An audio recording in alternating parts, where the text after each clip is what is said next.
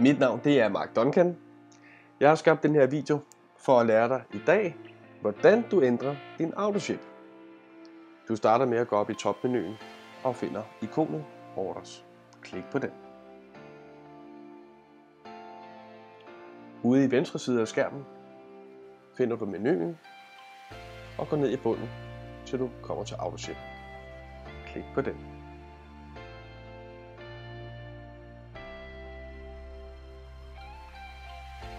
På den her side, der ser du din igangværende autoship.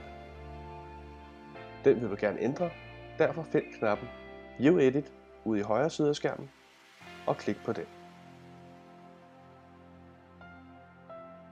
Herinde der ser du, hvad dit autoship på nuværende tidspunkt indeholder. Som sagt vil du gerne ændre det, derfor find den lille knap, der hedder Edit og klik på den.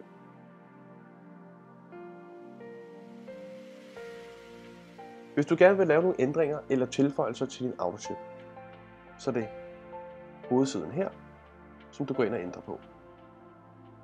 Vælg det antal produkter, du ønsker at ændre produktbestillingen til. Når du har gjort det,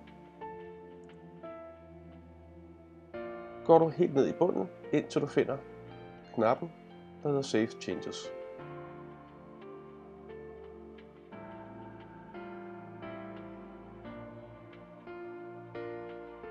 Og klik på den.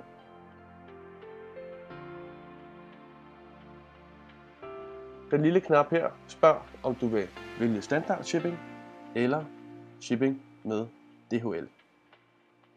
I det her tilfælde vælger jeg DHL, fordi jeg gerne vil have min levering inden for 4 til 5 arbejdsdage.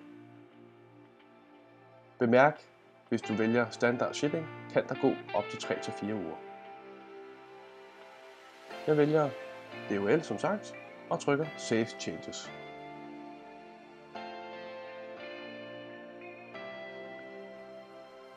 Din autoship er nu ændret til den nye.